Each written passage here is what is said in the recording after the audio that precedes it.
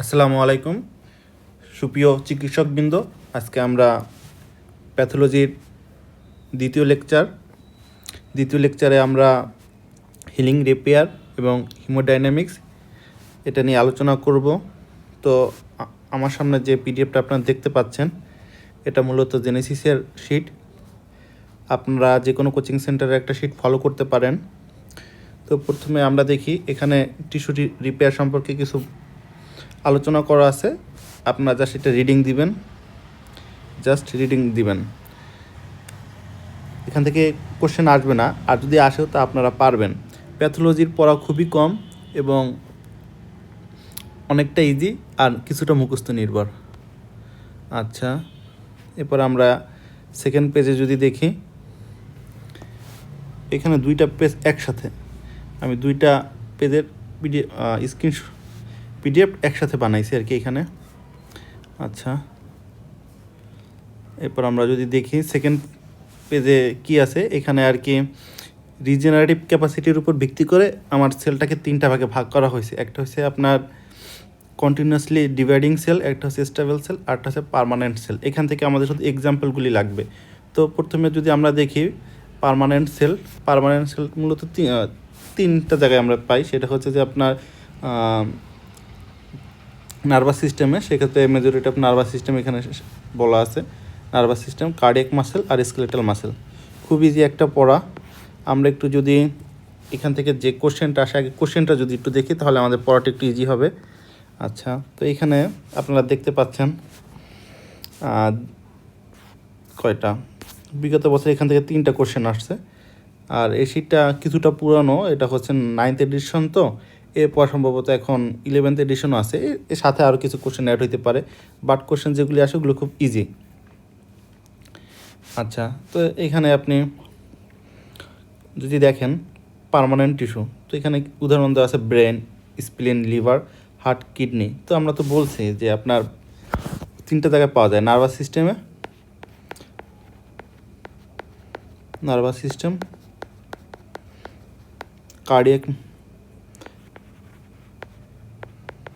Cardiac muscle আর skeletal muscle. আচ্ছা, পড়া খুব ইজি, প্যাথোলজি পড়া খুব ইজি পড়া।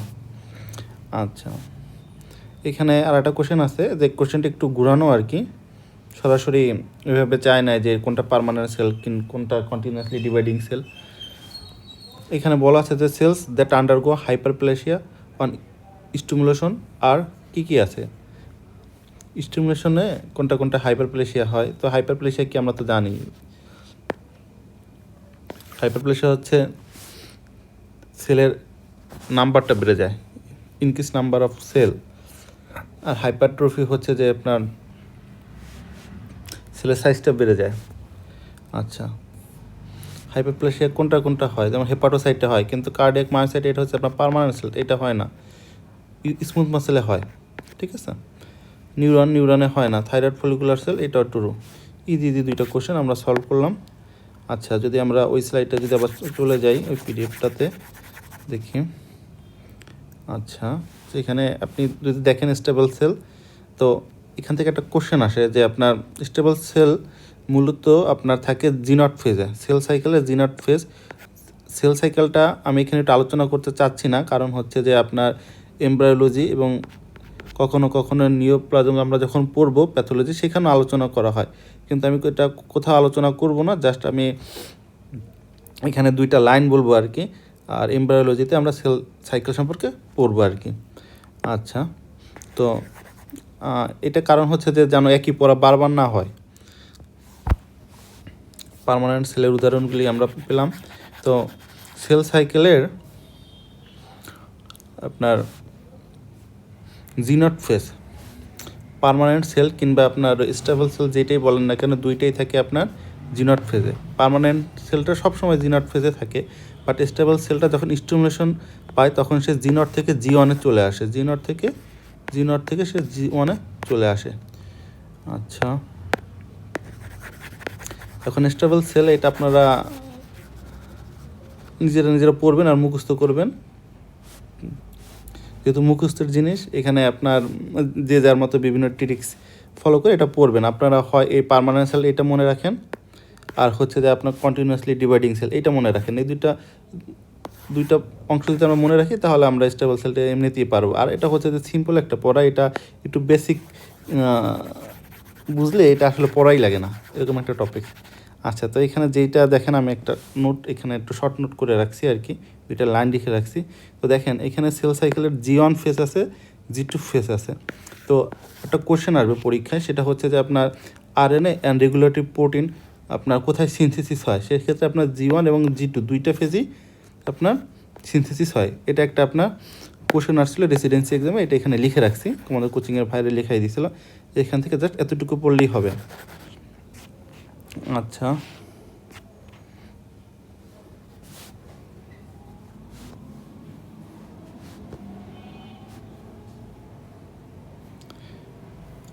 এরপর হচ্ছে যে আপনার হিলিংটা পরবর্তীতে আলোচনা করা আছে। আমি এখানে আপনার আর এটা আলোচনা করলাম না, এটা আপনারা জাস্ট রিডিং দিবেন, এটা আপনারা রিডিং দিলে আপনারা বুঝতে পারবেন, কারণ আপনারা সবাই অলরেডি MBBS পাস করে আসছেন। এটা আপনার প্যাথোলজি যারা আর কি যারা যে মেডিকেল কলেজে পড়ুক না কেন, প্যাথোলজিটা খুব ভালো করেই আর কি আমাদের স্যারেরা খুব পড়ায় আর কি। প্যাথোলজি পড়তেও ভালো লাগে। ফোর্থ ইয়ারের মেন সাবজেক্ট হচ্ছে প্যাথোলজি বলতে গেলে। এবার হচ্ছে মাইক্রোবায়োলজি। আচ্ছা, আমি শুধু আপনাদের দেখাই দেবো আপনাদের পরীক্ষায় কী কী পড়তে হবে আর কি। আচ্ছা, তো এবার হচ্ছে যে কোলাজেন। তো কোলাজেনটা আপনারা রিডিং দিবেন। এখানে 3B একটা কনসেপ্ট আছে, সেটা হচ্ছে যে কোলাজেনটা কীভাবে থাকে, ঠিক আছে। কোলাজেনটা ব্যান্ডেড থাকবে, ব্যান্ডের আকারে থাকবে, ব্যান্ড একসাথে। কোলাজেনের অনেকগুলো ফাইবার একসাথে থাকবে, ঠিক আছে। একসাথে অনেকগুলো ফাইবার একসাথে থাকা এইভাবে থাকবে, এবং এটা এই যে ব্যান্ড করে আছে কোলাজেনের ফাইবার। এবার হচ্ছে যে আপনার ব্রাঞ্চ থাকবে, ব্রাঞ্চ হচ্ছে যে ব্রাঞ্চ থাকে ফাইবারে। এগুলো আমরা ইয়েতে পড়ছি, ইন্টারে ছিল। আমরা যখন ইন্টারমিডিয়েটে পড়ছি তখন এরকম বিভিন্ন আর কি এরকম ফাইবারগুলো সম্পর্কে একটু ডিটেলসে ছিল। যদি এটা আপনার আমরা এমব্রায়োলজিতে এবং হিস্টোলজিতে আমরা দেখব, ঠিক আছে। কোচিংয়ে পড়াইছিল এখান থেকে, জাস্ট এর জন্য একটু বলা, ঠিক আছে। আর হচ্ছে বিডেট থাকবে। আর হচ্ছে যে আপনার এটা একটু কিছুটা মুখস্থ পড়া, সেটা হচ্ছে যে আপনার কোন কোলাজেনটা কোথায় পাওয়া যায়। যেমন আমি একটা ট্রিক্সে মনে রাখছিলাম যে বোনস হচ্ছে সবচেয়ে টাফ স্ট্রাকচার বডির, মানে সবচেয়ে শক্ত। এই জন্য আমি নাম্বার দিছি 1। স্কিন এবং বোনে পাওয়া যাচ্ছে আমার নাম্বার 1 পাওয়া যাচ্ছে বোনে, কারণ বোনস হয়েছে সবচেয়ে শক্ত, একে নাম্বার 1-এ তাই রাখা হয়েছে, এভাবেই মনে রাখছি, ওকে। আচ্ছা, এরপর হচ্ছে যে আপনার অল বেস মেমব্রেনে আমি পাচ্ছি হচ্ছে যে 4 নাম্বার, ঠিক আছে। All base membrane. আর হচ্ছে যে আপনার এন্ডোথেলিয়াল বেসমেন্ট মেমব্রেনে আমরা পাচ্ছি 8 নাম্বার, ঠিক আছে। 4 এবং 8 এভাবে মনে রাখি, 48। আমরা এটা 48 দিয়ে মনে রাখবো, এটা 48 হবে। 4 এবং 8। আচ্ছা,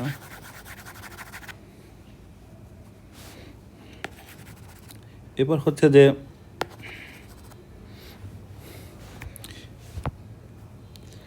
আপনার দেখেন এখানে এটা লেখা আছে যে আমি কোচিং থেকে নোটটা আবার দিছে 1 নম্বরে। এটা আমি এইভাবে মনে রাখছি বিজোড় দিয়ে। 1 হচ্ছে একটা বিজোড় সংখ্যা, ঠিক আছে।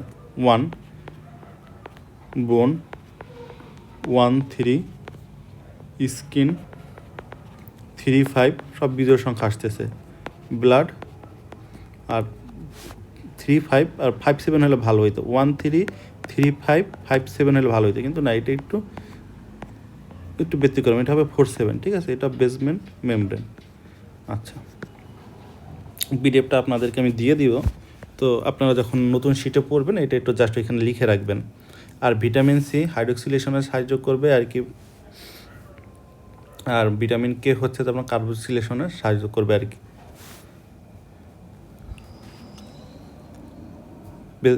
আপনার কোলাজেন ফর্মেশনের ক্ষেত্রে।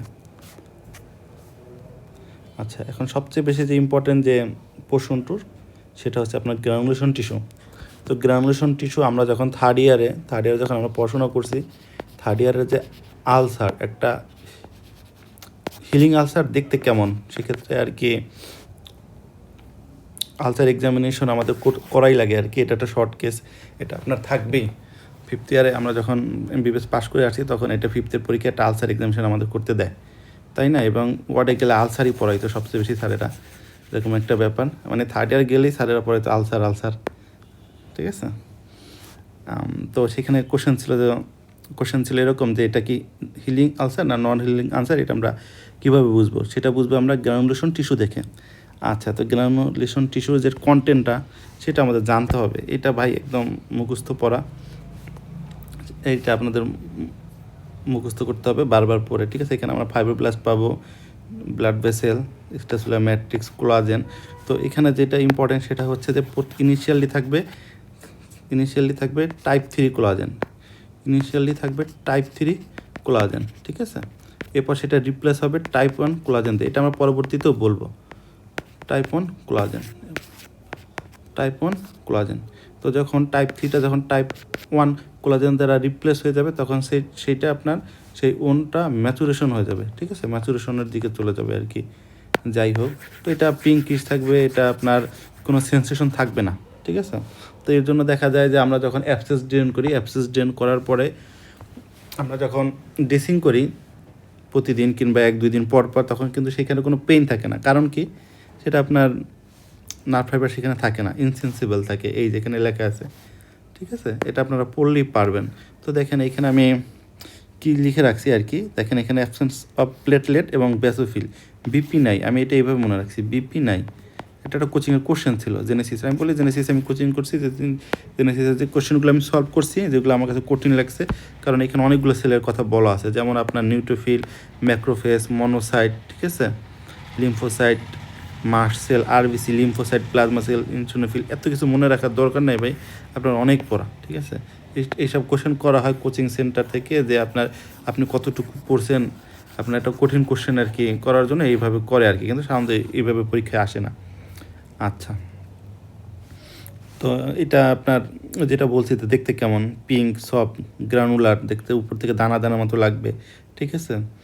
এপ্রিয়ান্স on the surface of the wound after oedematous, easily bleed, কারণ ব্লিড অন টাচ থাকে, মানে টাচ কারণ হচ্ছে আপনি এখানে ধরলে এখান থেকে রক্ত বের হবে আর কি।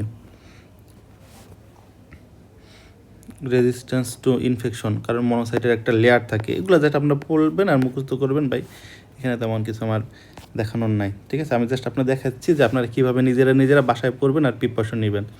আচ্ছা, এখানে একটা আপনার কিউটিনিয়াস ওন হিলিং, আচ্ছা, যে কিউটিনিয়াস হোক আর যাই হোক, আপনার ইনফ্লামেশন যদি সেটা বোন হিলিংও হয়, যে কোনো ইনফ্লামেশন ক্লাস তো আমরা করেছি, ঠিক আছে? যে কোনো হিলিংয়ের ফার্স্ট ফেজ হচ্ছে যে আপনার ইনফ্লামেশন, 3টা ফেজ মূলত, ইনফ্লামেশন, পলিফারেশন আর হচ্ছে ম্যাচুরেশন, এই 3টা ফেজ।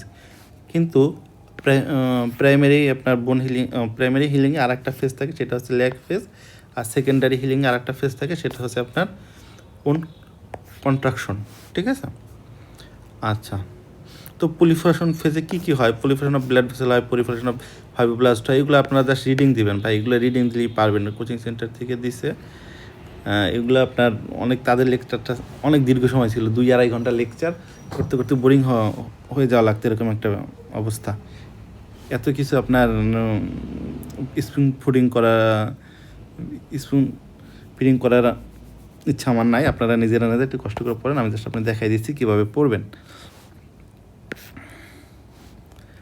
এরপর হচ্ছে যে আপনার দেখেন এখানে 2টা লাইন লেখা আছে, এটা পরীক্ষায় আসছে। আমার যে লাইনগুলি আপনার লেখা, এগুলো প্রত্যেকটা মানে এক্সট্রা লেখা, সেটা প্রত্যেকটা খুবই ইম্পর্টেন্ট, কারণ পরীক্ষায় এটা কোনো না কোনোভাবে আসছে আর কি। যাই হোক, তো দেখেন এখানে 2টা জিনিস,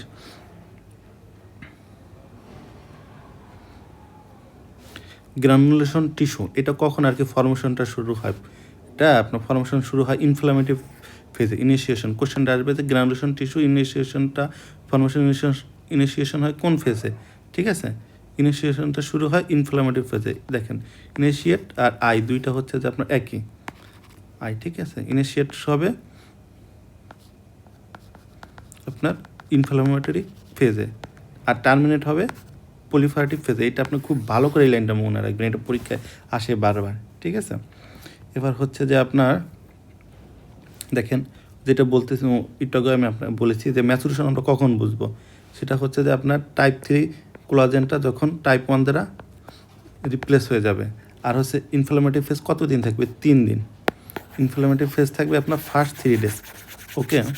আচ্ছা, আর পলিফারেটিভ ফেজ থাকবে আপনার 3 days to 1 month, 3 days to 1 month. আর ম্যাচুরেশন হবে 1 মাসের পরে থেকে। আচ্ছা, আর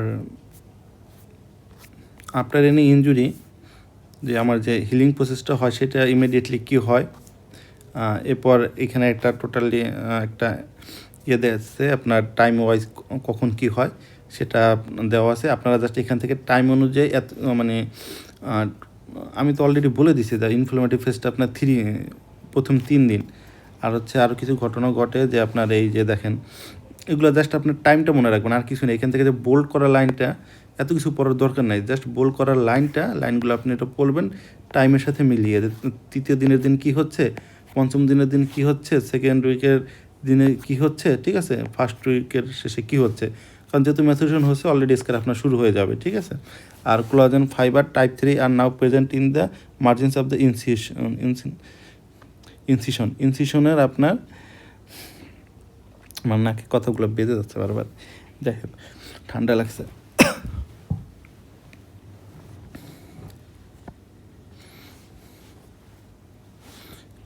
আপনার এটা হচ্ছে যে তৃতীয় দিনের দিনেই আপনার কি টাইপ 3 কোলাজেনটা চলে আসে। দেখেন আপনি এইভাবে মিলিয়ে পড়েন টাইপ 3 তো আসি, তাহলে 3 ডেজ, তৃতীয় দিনের দিনে আপনার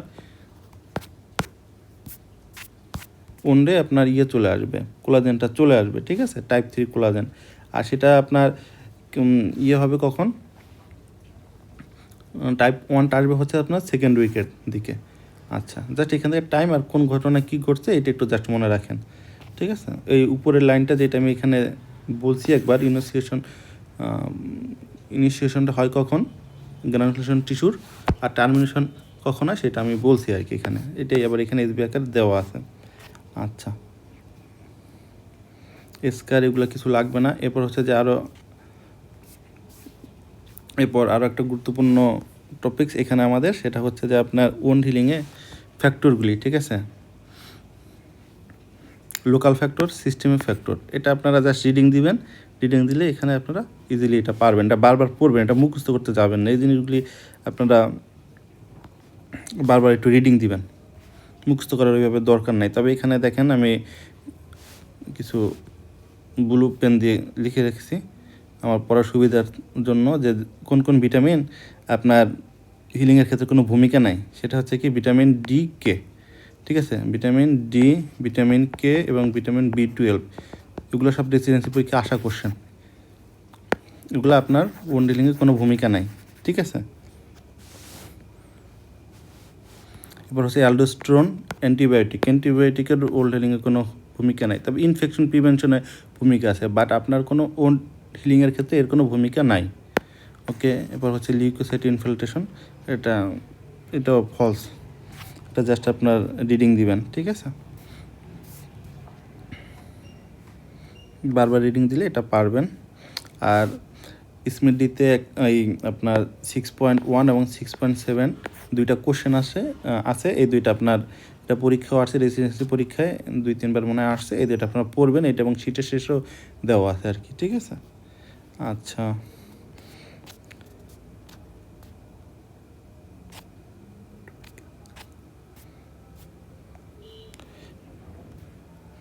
এরপর হচ্ছে যে আপনার আরেকটা টপিকস, সেটা হচ্ছে আপনার কিলয়েড এবং হাইপারট্রপিক স্কার।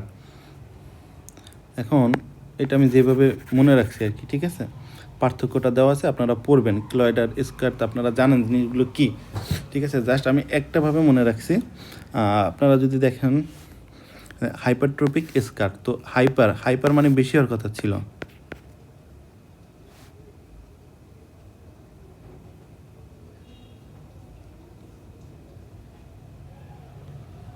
হাইপারট্রপিক স্কার, ঠিক আছে। হাইপারট্রপিক স্কারে দেখেন হাইপার মানে বেশি, কিন্তু এখানে আমি জাস্ট একটু এভাবে মনে রাখছি, এখানে হাইপার মানে কম, ঠিক আছে, ক্লয়েডের বেশি থাকবে, হাইপারের কম থাকবে, ক্লয়েডের বেশি থাকবে, ঠিক আছে। তার মানে হচ্ছে যে আপনার যে ইনসিশন মার্জিন যে আমরা দিয়েছিলাম সেই বরাবর যদি আপনার ক্লয়েড ফর্মেশন হয়, ঠিক আছে, সেই ক্লয়েডটা কী করবে, মার্জিনের বাইরে চলে যাবে, ঠিক আছে, লার্জ থিক কোলাজেনগুলো থাকবে লার্জ থিক, এবং হচ্ছে যে আপনার ইনসিশন মার্জিনের বাইরে চলে যাবে, ইনসিশন মার্জিনের বাইরে আপনার ক্লয়েডটা চলে যাবে। বাট হচ্ছে যে আপনার ওই হাইপার টপিক স্কারের ক্ষেত্রে সেটা যাবে না। জাস্ট এইভাবে একটু এটা মনে রাখবেন যে এখানে হাইপার মানে বেশি না, এখানে হাইপার মানে কম। ওকে, তাহলে এটা আপনার মনে থাকবে। এবার সেক্স ফিমেলদের বেশি, ফ্যামিলি হিস্ট্রি পজিটিভ থাকবে ক্লায়েডের ক্ষেত্রে, এগুলো মুখস্থ, এগুলো আপনার বারবার পরে পরে মুখস্থ করবেন, ঠিক আছে। ডিউরেশন 6 মাসের বেশি, রিকারেন্স রেট বেশি, ঠিক আছে। কাদের হয়, এই আফ্রিকান ব্ল্যাকদের বেশি হয়, ফ্যামিলি হিস্ট্রি বা এগুলা আমার নিজে বুঝিয়ে দেওয়ার কিছু নাই, আপনারা নিজে পড়বেন। আচ্ছা,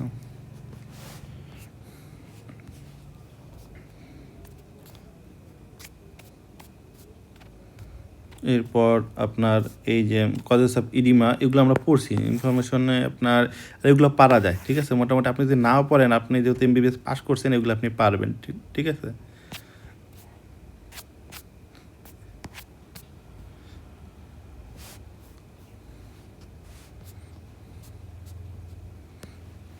এগুলো আপনার পড়ার ওইভাবে দরকার নাই, ঠিক আছে। আমি ব্ল্যাক পেন দিয়ে দাগাই দিয়েছি, জাস্ট একবার রিডিং দিলেও দিতে পারেন, না দিলেও কোনো সমস্যা নাই।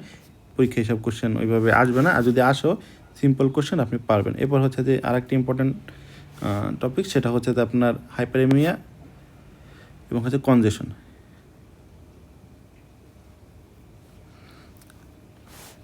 হাইপারেমিয়া হচ্ছে যে আপনার একটা অ্যাক্টিভ প্রসেস, ঠিক আছে, আর কনজেশন হচ্ছে একটা প্যাসিভ প্রসেস, ঠিক আছে।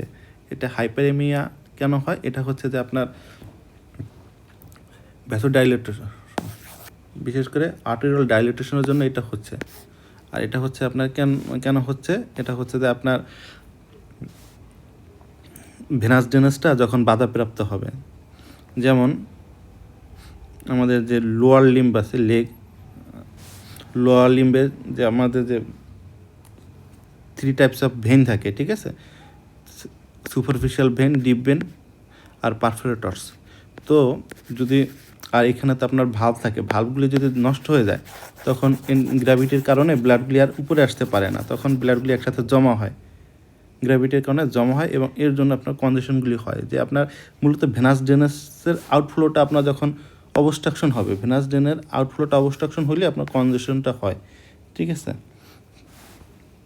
আর কিছু এখান থেকে লাগবে না, এটা আপনার পড়বেন, পড়লে বুঝতে পারবেন। জাস্ট একটা শব্দ, কনজেশনটা হচ্ছে কিসের জন্য, আপনার ভেনাস ড্রেনেজটা আপনার অবস্ট্রাকশন হচ্ছে, ঠিক আছে। আচ্ছা, pathological condition cause by vascular congestion, এটা আপনার এই যে ব্রাউন ইন্ট্রুশন অফ লাং হয়, এটা লাংয়ের ক্ষেত্রে নাগমেট লিভার হয়, ঠিক আছে। নাগমেট একটা ফল, cardiac sclerosis, congestive splenomegaly, stasis dermatitis of leg, এটা আপনার আসছিল উদাহরণ, ঠিক আছে। জাস্ট একবার রিডিং দিলেই পারবেন। আর হচ্ছে pathological condition cause by congestion, ঠিক আছে। Strawberry gall bladder, benign condition, brown atrophy of lung, ঠিক আছে, ব্রেন এট্রোপি অফ লাং।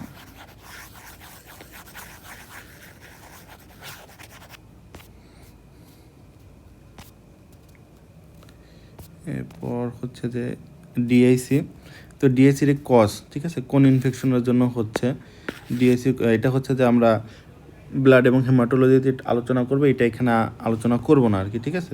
কোন ইনফেকশন হচ্ছে, ক্যান্সারের জন্য হচ্ছে, ম্যাসিভ টিস্যু ইনজুরি, এগুলো আপনার অনেক সময় কজগুলি দেয়, এটা বিশেষ করে গাইনিতে যারা পরীক্ষা দিবে গাইনিতে লাগে, ঠিক আছে। আর অনেকগুলি কজ আপনারা যদি কেউ না পড়তে চান, কয়েকটা আন্দাজে মারলেও এগুলো হয়ে যায়।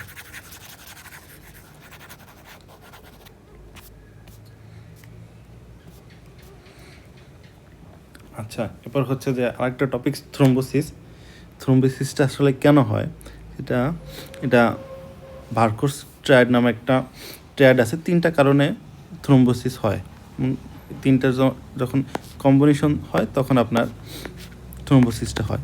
তো ইনট্যাক্ট এন্ডোথেলিয়াল আমাদের ইনফ্লামেশন ক্লাসে আমি বলছি আমাদের যে ব্লাড ফ্লোটা হয় সেটা হচ্ছে ল্যামিনার ব্লাড ফ্লো, মানে হচ্ছে যে আপনার ব্লাড যে কম্পোনেন্টগুলি আছে, সেলগুলি আছে, সেগুলি হচ্ছে যে আপনার ব্লাড ভেসেলের মাঝখান দিয়ে চলাচল করে, ঠিক আছে। আর বাইরের দিকে আপনার প্লাজমাগুলি থাকে। ওকে, এখন আপনার দেখেন এন্ডোথেলিয়াল ইনজুরি। তো এন্ডোথেলিয়াল ইনজুরিটা আপনার এন্ডোথেলিয়াল যখন ইনজুরি হয় তখন কি হয়, এই এন্ডোথেলিয়াল ইনজুরি হইলে আপনার এন্ডোথেলিয়ামের এই সেলটা ধরেন ড্যামেজ হইলো, তখন এই আর সাথে abnormal blood flow, abnormal blood flow হইলে ব্লাড টার্বুলেন্স সৃষ্টি হয়। তখন এই ব্লাডটা ধরেন এখানে এই আমার একটা ব্লাড ভেসেল, এখানে আমার একটু অ্যাথেরোস্ক্লেরোসিস হইলো, তখন ব্লাডটা এখানে বাধা লাগলো, তখন এই ব্লাডটা কী হবে যে আপনার এই যে ব্লাডের সেলগুলি সেন্ট্রালি যেতে ছিল এগুলো সেন্ট্রালি না, এটা হ্যাপাজাটলি পাবে এদিক থেকে যাবে, ধরেন আপনার পেরিফেরাল দিকে চলে আসলো।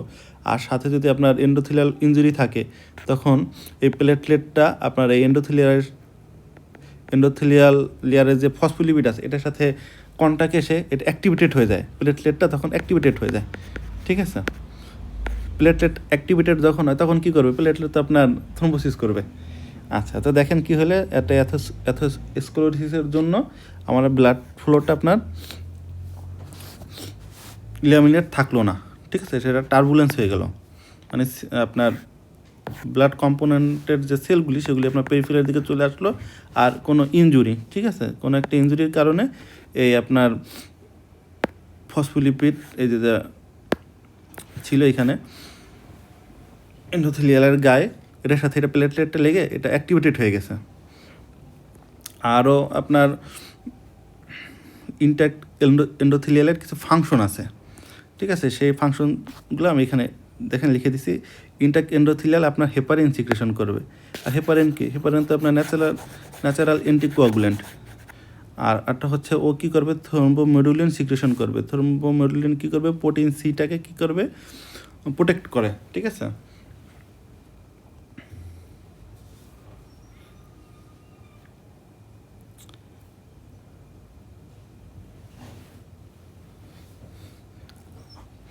আর কী করবে, ও আপনার থ্রোম্বোপ্লাস্টিন অ্যাক্টিভেট করে।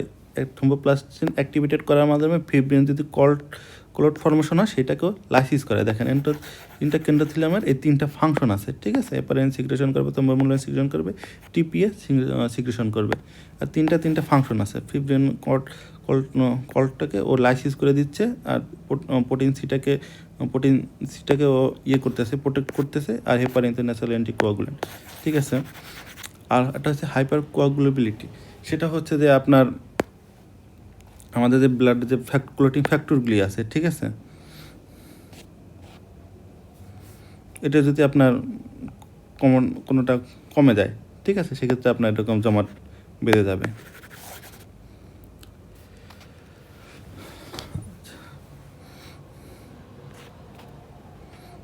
সিম্পল জিনিস। আচ্ছা, এরপর আরও একটা খুবই ইম্পর্ট্যান্ট একটা চার্ট, এইখান থেকে কোশ্চেন আসবেই মোটামুটি শিওর। এটা আপনার টোটালি মুখস্থ করতে হবে। তো আপনার হচ্ছে যে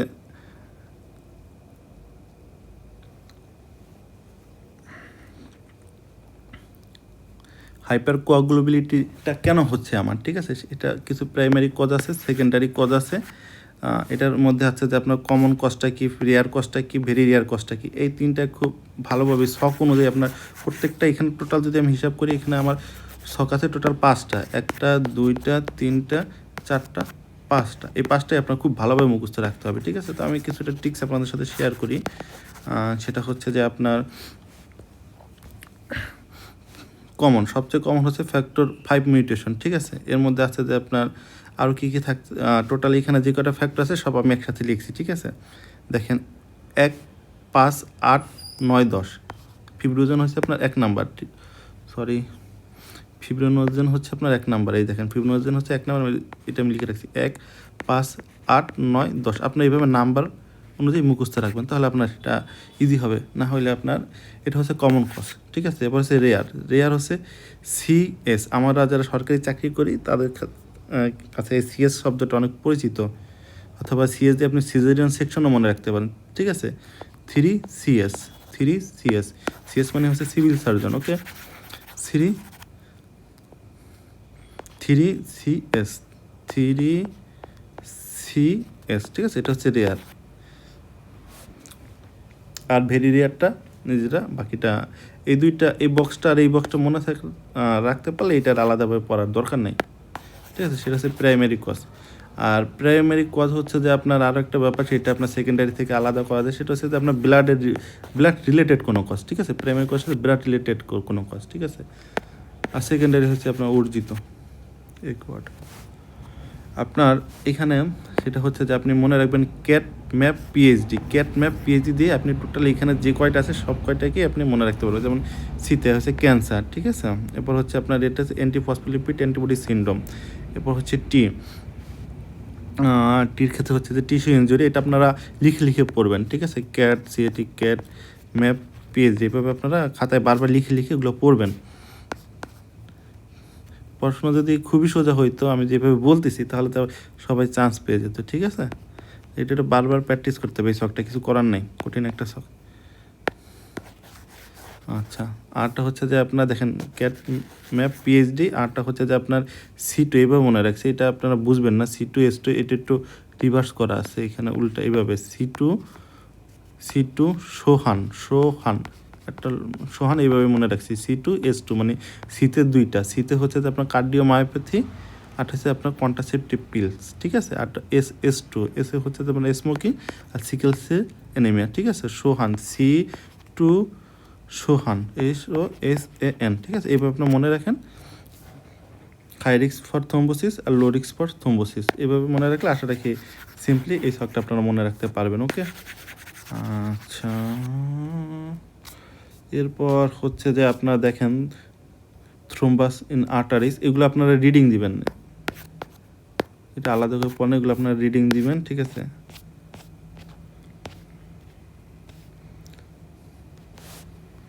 আপনারা ডিফারেন্স বিটুইন ফ্লেবোথ্রম্বোসিস অ্যান্ড থ্রোম্বোফিলভাইটিস, এটা আপনার একটা ইনফ্লামেটরি যখন টিস আছে, ঠিক আছে, আইটিস আর কি, যাই হোক আইটিস আছে, এটা তো ইনফ্লামেশন, এটার সাথে রিলেটেড, বুঝতেই পারতেছেন। এটা জাস্ট আপনারা রিডিং দিবেন, রিডিং দিলে নিজেরা বুঝতে পারবেন।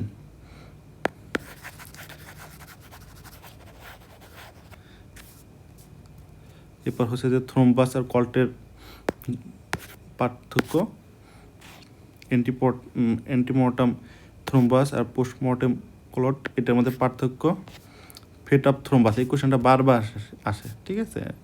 ইজি একটা কোশ্চেন।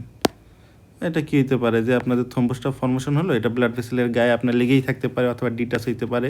তো ডিটাচ যখন হয় তখন সেটা এম্বোলাই হয়ে যায়, bland non infective or sterile emboli, এগুলো আপনার জাস্ট লাইসিস প্রোপাগেশন হতে পারে, এটা বৃদ্ধি পাইতে পারে, হায়ালাইনাইজেশন হইতে পারে, মানে সাদা হয়ে দিতে পারে, ক্যালসিফিকেশন হইতে ওসিফিকেশন হইতে পারে, এটা জাস্ট আপনারা পড়বেন, ঠিক আছে। আর হচ্ছে আপনার আর্টেরিয়াল থ্রোম্বাস, একটা ভেনাস থ্রোম্বাস, নিজেরা বারবার পড়বেন। আর ফেট এম্বোলিজম, এটা আপনার 10% আপনার আছে না আমাদের যে আপনার বিকাল ডায়াবেটিকলাম 10, এটা হচ্ছে যে আপনার সবার ক্ষেত্রে সিমটম প্রডিউস করবে না, 10% পেশেন্টের ক্ষেত্রে করবে, এরকম কিছু কথাবার্তা এখানে বলা আছে। এটা জাস্ট রিডিং দিবেন। পালমোনারি এম্বোলিজম কতটুকু,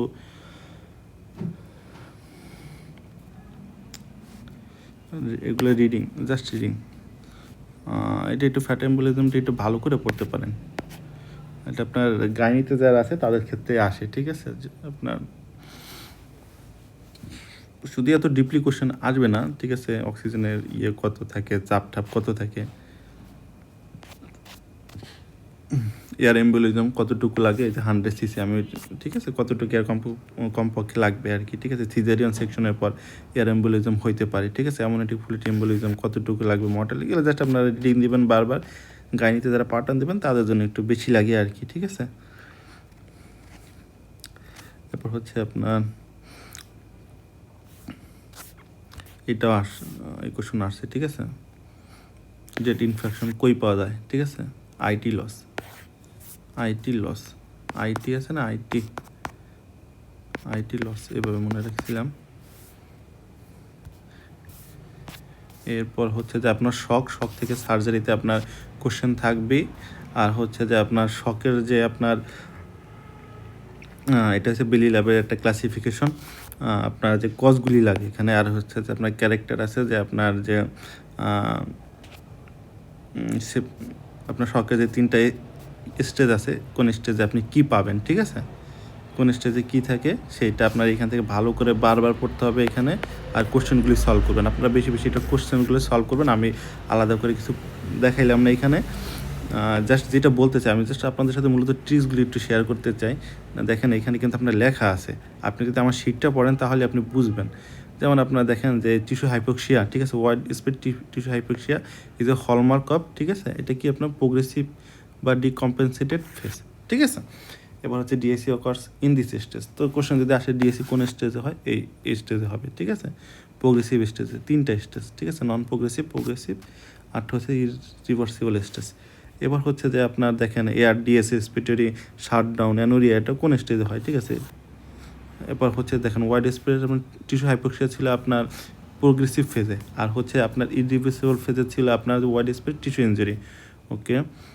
আর আপনার এটা বেলি ল্যাবের একটা চার্ট। আচ্ছা, এখান থেকে আর একটা আপনার এখান থেকে জাস্ট সেপটিক শকের ক্ষেত্রে কি হয় আপনার দেখেন,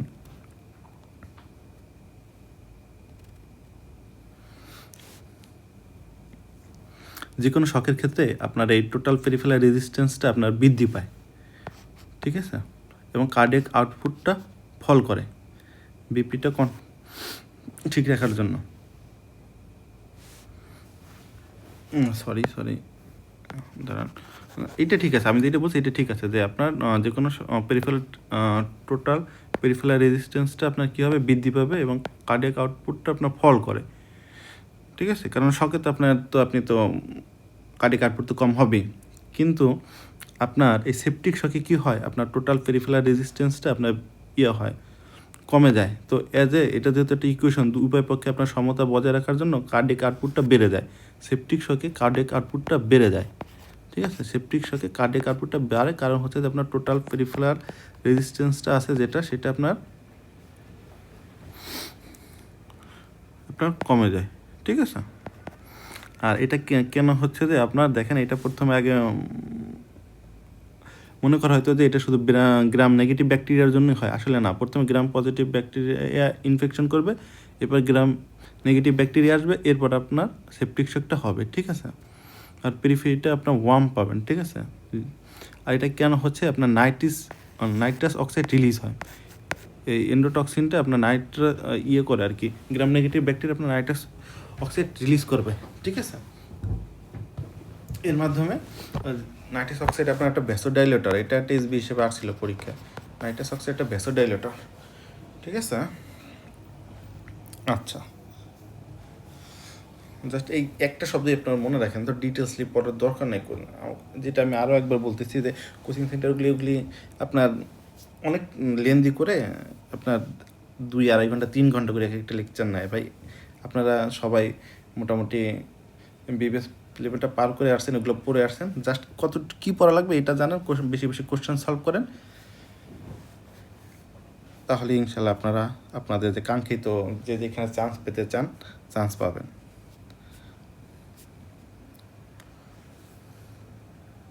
যেটা বলতেছিলাম যে আপনার দেখেন সমস্ত জায়গায় আপনার কার্ডিয়াক ছিল আর কি, কম ছিল কার্ডিয়াক আউটপুটটা, ডিস্ট্রিবিউটিভ শকে আপনার এটা হাই আছে, ওকে। আর আপনার এইখানে নাই।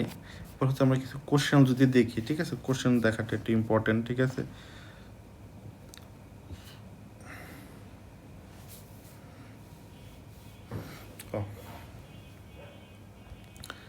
আর একটা দেখানো হয় না টপিক, সেটা হচ্ছে যে আপনার এখান থেকে মিস হয়ে গেছে, সেটা হচ্ছে যে আপনার এই যে এইটা যে গ্রানুলেশন টিস্যু ফাউন্ড ইন, এই কোশ্চেনটা আপনার খুবই important. Granulation tissue found in, ঠিক আছে, granulation tissue not found in, এই জাস্ট এই উদাহরণ দুটো মুখস্থ করবেন আপনারা, ঠিক আছে? কোথায় কোথায় পাওয়া যায়?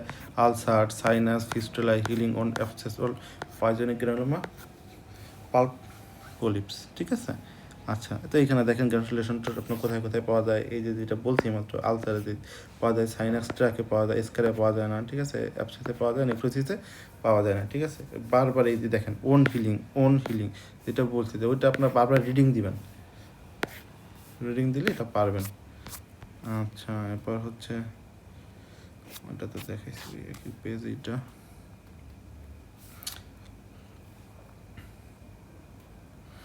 On healing is impaired by, যেগুলো তো মুখস্থ করার কিছু নাই। আপনার ওন হিলিংটা কখন ইম্পেয়ার হবে? যখন আমরা স্টেরয়েড দেবো। স্টেরয়েড দিলে কী হবে? ওন হিলিংটা আপনার লেট হবে। আমি দেখেন উপরে লিখে রাখছি যে থাইরয়েড হ্যাজ নো রোল, থাইরয়েডের কোনো ভূমিকা নেই, ঠিক আছে? Wound healing is enhanced by আপনার জিঙ্ক, ঠিক আছে? ভিটামিন B1 ওইটা আমি বলে দিছি এখানে, যে আপনার এটা কোনো রোল নাই, ভিটামিন সি রোল আছে, ঠিক আছে? এবার সেই অ্যালডোস্টেরনের কোনো রোল নেই, কর্টিসলের কোনো রোল নাই। এটা কোয়েশনকে সলভ করেন। Wound healing is enhanced by, ঠিক আছে? Cortisol, zinc, rest, oxygen, vitamin D এর কোনো রোল নাই। ভিটামিন ডি এর রোল আছে শুধু আপনার বোনসের ক্ষেত্রে, ঠিক আছে? বোন হিলিংয়ের এটা রোল আছে, এর আর অন্য কথা এটা রোল নেই। সিস্টেমিক ফ্যাক্টর দেখেন, গ্লুকোস্টেরয়েড, কর্টিকয়েডস, আপনার কেউ যদি স্টেরয়েড নেয় সেক্ষেত্রে তো আপনার কোন হিলিংটা হ্যাম্পার হবে। ফরেন বডিজ, এটা তো আর সিস্টেমিক না, এটা তো হচ্ছে লোকাল। ডায়াবেটিস মেলিটাস, এটা সিস্টেমিক ইনফেকশন, এটা হচ্ছে আপনার লোকাল হইতে পারে, ইয়েও হইতে পারে, ঠিক আছে? নিউট্রিশন, এটা কি সিস্টেমিক? কোন হিলিং, একই কোশ্চেন বারবার আসতেছে, বারবার। এবার হচ্ছে যে আপনার আর এটা আপনার ব্লাডের কোশ্চেন এখানে ঢুকাই দিছে আর কি। ইডিমা, এগুলো আপনারা জাস্ট যেমন লোকালাইজ ইডিমা, ওয়াকারসিন, ঠিক আছে? সিরোসিস অফ লিভার, এই ক্ষেত্রে কী হয়? সিরোসিস অফ লিভারে টোটালি আপনার ইয়ে হয়ে যায়, ঠিক আছে? বডি সমস্ত অংশ পালে, পেট ফুলে ঢোল হয়ে যায়, ঠিক আছে? তো হচ্ছে কনজেস্টিভ কার্ডিয়াক ফেলার, সেক্ষেত্রে তো আপনার লোকালাইজ না, ঠিক আছে? লিম্ফেডিমার ক্ষেত্রে হইতে পারে, যদি আপনার একটা নির্দিষ্ট ধরনের একটা পায়ে হইলো, পায়ের একটা কোনো একটা লিম্ফ ভেসেল অবস্ট্রাকশন হলো, তখন সেটা লোকাল আছে। নেফ্রোটিক সিনড্রোম, এটা আপনার টোটালি হবে, সমস্ত শরীরে এটা হবে, ঠিক আছে? আর্টিকেরিয়াতে লোকালাইজ, একদম সিম্পল। এগুলো ভাই আপনার পড়া লাগবে না, এটা আপনি দেখলেই পারবেন, ঠিক আছে? Oedema can occur as a result of liver disease হইতে পারে, ভ্যাসোডাইলেটেশনের জন্য হইতে পারে, ঠিক আছে? কারণ ইনক্রিজ প্লাজমা অ্যালবুমিন, না অ্যালবুমিন তো আপনার আরও এটা ইয়ে করে রাখবে, ধরে রাখবে, প্রোটিন আর পানিটা এখানে ধরে রাখে, ঠিক আছে? কিডনি ডিজিজে টুরু, কনজেস্টিভ কার্ডিয়াক ফেলিওর, একবারে ইজি কোশ্চেন, ঠিক আছে? দেখেন MS বেসিক মার্কস 2020 সালে কোশ্চেন আসছে। লোকালাইজ ইডিমার আবার কজ আসছে এখানে, হাইপারএমিয়া এবং কনজেশন, ঠিক আছে? আচ্ছা, ওইটা এখানে দেখাইছি কোশ্চেনগুলি।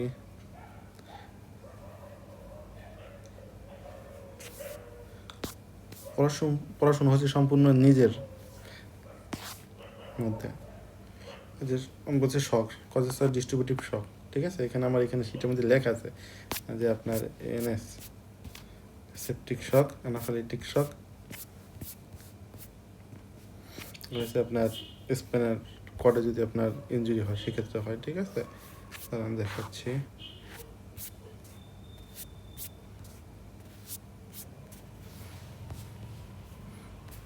সরি, এই যে স্পেনার সেপটিক শক, অ্যানাফাইলেক্সিস, ঠিক আছে?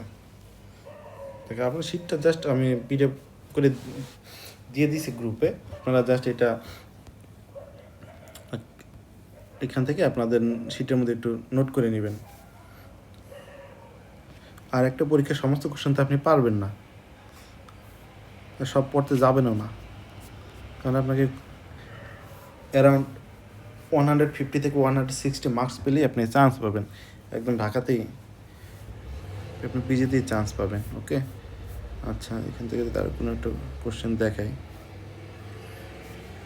এই যে কম্পোজিটর শকের ক্যারেক্টার চাইছে এখানে, ঠিক আছে? ল্যাকটিক অ্যাসিডোসিস, এটা ফলস হবে, ঠিক আছে? এটা ভুল আছে এখানে।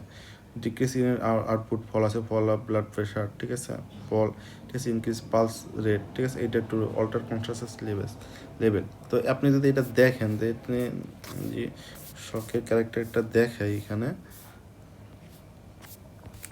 যে আপনার যে নন প্রোগ্রেসিভ ফেজে দেখেন এখানে